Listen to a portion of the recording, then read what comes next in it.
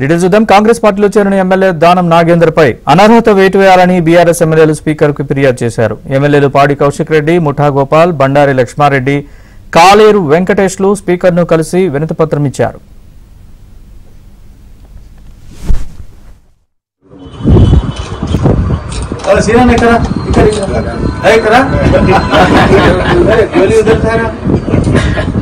ఇది బీఆర్ఎస్ పార్టీలో తెలిసి కాంగ్రెస్ పార్టీలో చేరినందుకు దయచేసి మీరు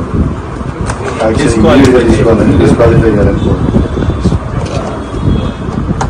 మా పార్టీ అధ్యక్షుడు ఎల్ఓపీ లీడర్ ఆదేశాల మేరకు నలుగురం వచ్చుకున్నాం.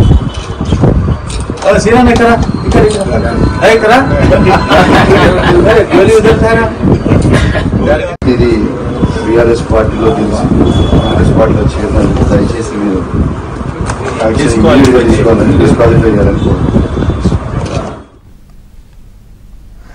పార్టీలోకి చేరికలపై కాంగ్రెస్ పార్టీ దృష్టి పెట్టింది. ఇప్పటికే గేట్లు తెరిచామని ముఖ్యమంత్రి రేవంత్ రెడ్డి ప్రకటించారు. మేము తలుచుకుంటే 5 తప్ప ఆ పార్టీలో ఎవరు మిగలరు అంటూ పరోక్షంగా బీఆర్ఎస్ ని ఉద్దేశించి వ్యాఖ్యానించారు రేవంత్ రెడ్డి. ఇప్పటికే ఎమ్మెల్యే దానం నాగేందర్ కాంగ్రెస్ కండువా కప్పుకున్నారు.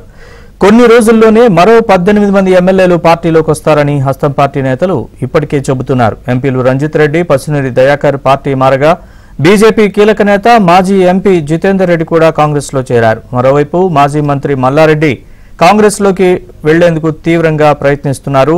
మాజీ మంత్రి ఇంద్రకరణ్ రెడ్డితో ఇప్పటికే సంప్రదింపులు జరుపుతున్నారు కూడా.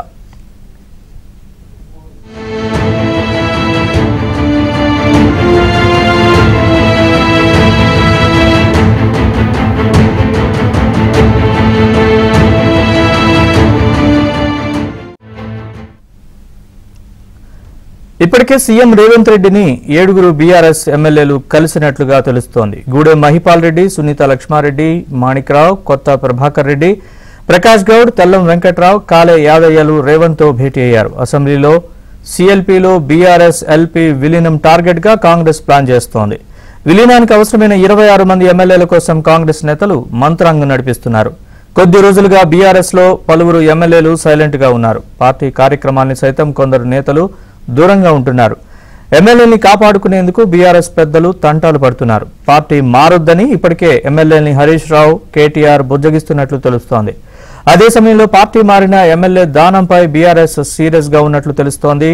దానంపై అనర్హత వేటు వేయాలని స్పీకర్ కు పిటిషన్ ఇచ్చారు బీఆర్ఎస్ ఎమ్మెల్యేలు.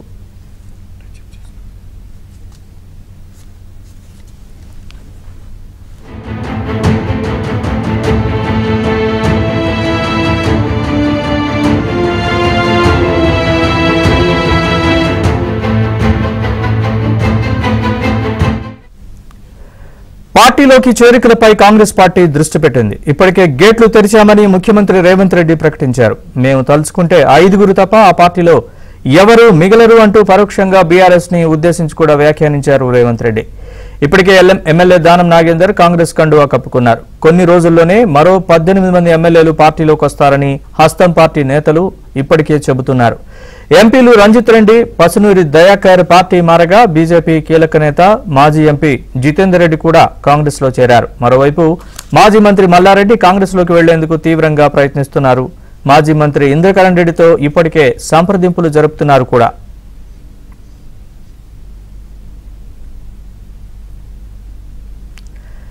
ఇప్పటికే సీఎం రేవంత్ రెడ్డిని 7 బీఆర్ఎస్ ఎమ్మెల్యేలు కలిసినట్లుగా తెలుస్తోంది. గూడెం మహిపాల్ రెడ్డి, సునీత లక్ష్మారెడ్డి, మాణిక్రావు, కొత్త ప్రభాకర్ రెడ్డి, ప్రకాష్ గౌడ్, తెల్లం వెంకట్రావు, కాలే యాదయ్యలు రేవంత్ తో భేటీ అయ్యారు. అసెంబ్లీలో సీఎల్పీలో బీఆర్ఎస్ ఎల్పీ విలీనం టార్గెట్ గా కాంగ్రెస్ ప్లాన్ చేస్తోంది. విలీనానికి అవసరమైన 26 మంది ఎమ్మెల్యేల కోసం కాంగ్రెస్ నేతలు మంత్రాంగం నడిపిస్తున్నారు. కొద్ది రోజులుగా బీఆర్ఎస్ లో పలువురు ఎమ్మెల్యేలు సైలెంట్ గా ఉన్నారు. పార్టీ కార్యక్రమాలకు సైతం కొందరు నేతలు దూరంగా ఉంటున్నారు. ఎమ్మెల్యేని కాపాడుకునేందుకు బీఆర్ఎస్ పెద్దలు తంటాలు పడుతున్నారు.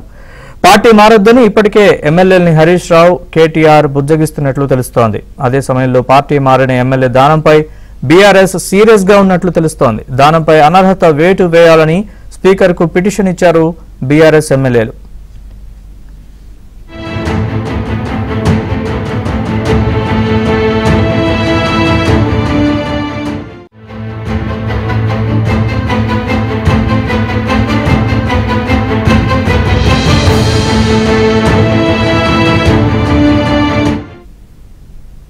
ఇక కాంగ్రెస్ ఆపరేషన్ ఆకర్ష్ కి సంబంధించి మరిన్ని వివరాలు మా ప్రతినిధి సిద్ధార్థ్ గాంధీ భవన్ నుంచి, అలాగే బీఆర్ఎస్ లో అసలు ఏం జరుగుతోంది, ఎమ్మెల్యేలను కాపాడుకోవడానికి ఎలాంటి ప్రయత్నాలు చేస్తున్నారు అనే విషయాల్ని మా ప్రతినిధి నర్సింగ్ మనకి లైవ్ లో అందించడానికి సిద్ధంగా ఉన్నారు. ముందుగా గాంధీ భవన్ నుంచి సిద్ధార్థ్ అడిగి తెలుసుకుందాం. సిద్ధార్థ్, ఆపరేషన్ ఆకర్ష్ కి కాంగ్రెస్ తెరలేపినట్లుగా తెలుస్తోంది. ముఖ్యమంత్రి రేవంత్ రెడ్డి కూడా ఆ దిశగా కొన్ని వ్యాఖ్యలు కూడా చేశారు. సో దీనికి సంబంధించి ఏమనుకుంటున్నారు కాంగ్రెస్ నేతలు, కాంగ్రెస్ వ్యూహం ఎలా ఉండబోతోంది? Thank you Naresh. Congress party చేరికలపై దృష్టి పెట్టింది. సహజంగా అధికారంలో ఉన్నటువంటి నేపథ్యంలో ఇతర పార్టీలకు సంబంధించినటువంటి నేతలు కాంగ్రెస్ పార్టీలోకి భారీగా వస్తున్నారు. కాంగ్రెస్ పార్టీలో చేరడానికి ఇటు రాష్ట్ర స్థాయిలో కొంతమంది పైరవీలు చేస్తూ ఉంటే, కొంతమంది జాతీయ స్థాయిలో ఏఐసిసి పెద్దల్ని కలిసి తాము కాంగ్రెస్ పార్టీలోకి రావడానికి సిద్ధంగా ఉన్నట్టు చెప్తా ఉన్నారు. ఇక చాలా రోజుల నుంచి కాంగ్రెస్ పార్టీకి సంబంధించినటువంటి మంత్రులు ఒక విషయాన్ని పదే పదే చెప్తా ఉన్నారు.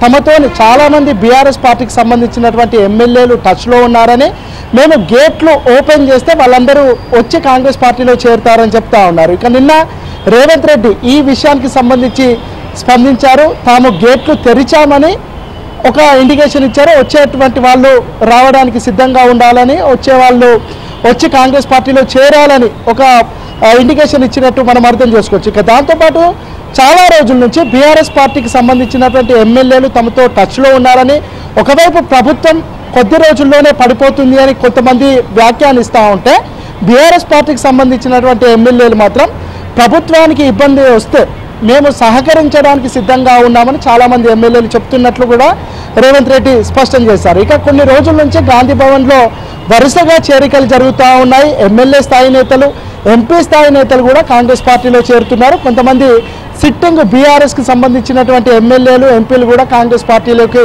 వస్తున్నారు, ఇప్పటికే చేరారు. ఇక మరికొంతమంది దాదాపు 18 మందికి పైగా బీఆర్ఎస్ ఎమ్మెల్యేలు కాంగ్రెస్ పార్టీతోని టచ్లో ఉన్నారని, రేపో మాపో వాళ్ళు మొత్తానికి ఈ ఎన్నికల ముందే వాళ్ళు కాంగ్రెస్ పార్టీలో చేరుతారనే ప్రచారం కూడా జరుగుతూ ఉంది. అయితే చేరికలకు సంబంధించి ఢిల్లీ వేదికగా జరుగుతాయా, హైదరాబాద్ వేదికగా జరుగుతాయా అనేది ఇప్పటివరకు అయితే స్పష్టత రాలేదు. ఈరోజు రేపు భారీ చేరికలు ఉండే అవకాశం ఉన్నట్టు కూడా తెలుస్తూ ఉంది. ఇక దాంతోపాటు 26 మంది అంటే మొదటి నుంచి ప్రభుత్వంతో చాలామంది బీఆర్ఎస్ ఎమ్మెల్యేలు టచ్లో ఉన్నప్పటికీ, వాళ్ళు వచ్చి కాంగ్రెస్ పార్టీలో చేరుతా అన్నప్పటికీ ఒక కోరం అంటే 26 మంది ఉంటే ఎల్పీ మొత్తం ఇందులో కాంగ్రెస్లో కలుపుకుంటే బాగుంటుందని కాంగ్రెస్ పార్టీ ఒక స్ట్రాటజీని అవలంబిస్తూ ఉంది. దాని ప్రకారమే 26 మందిని ఒకటేసారి చేర్చుకుంటే బాగుంటుంది అని పార్టీ నేతలు చెప్తా ఉన్నారు. ఇక రేవంత్ రెడ్డి చేరికలకు సంబంధించి వ్యాఖ్యానిస్తూనే, తాను అనుకుంటే ఆ పార్టీలో 5గురు తప్ప మిగతా ఎవరు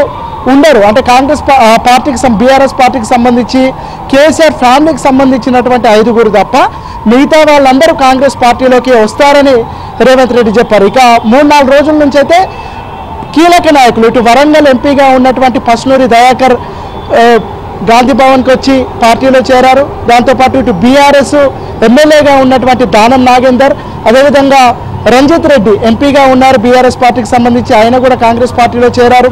ఇటు మల్లారెడ్డి కొడుకు, మల్లారెడ్డి అల్లుడు, వీళ్ళు ముగ్గురు కూడా కాంగ్రెస్ పార్టీలో చేరడానికి సిద్ధంగా ఉన్నట్లు ఒక ఇండికేషన్స్ ఇస్తున్నాడు. దాంతోపాటు ఆయన ఇటీవలనే డీకే శివకుమార్, కాంగ్రెస్ పార్టీలో ద మోస్ట్ పవర్ఫుల్ లీడర్, ఆయనను కలిసి కాంగ్రెస్ పార్టీలో చేరడానికి తాను తన కుటుంబ సభ్యులు సిద్ధంగా ఉన్నట్టు చెప్పినట్టు తెలుస్తోంది. ఇక దాంతోపాటు ఇటు లోక్సభ ఎన్నికల కోసము పక్క పార్టీలో ఉన్నటువంటి స్ట్రాంగ్ లీడర్లు కాంగ్రెస్ పార్టీ తరఫున వాళ్ళతోని ఎంపీగా పోటీ చేస్తే బాగుంటుంది అనుకుంటున్నటువంటి నేతలతో కూడా కాంగ్రెస్ పార్టీ సంప్రదింపులు చేస్తూ ఉంది. దాంట్లో భాగంగా పైలశేఖర్ రెడ్డి కాంగ్రెస్ పార్టీలో చేరడానికి సిద్ధంగా ఉన్నట్టు, ఆయనతో సంప్రదింపులు చేస్తూ ఉన్నట్టు ఈ కాంగ్రెస్ పార్టీకి సంబంధించినటువంటి నేతలు చెప్తా ఉన్నారు. మాజీ మంత్రి ఇంద్రకరణ్ రెడ్డితో కూడా సంప్రదింపులు జరుగుతున్నాయని కాంగ్రెస్ పార్టీకి సంబంధించినటువంటి నేతలు చెప్తా ఉన్నారు.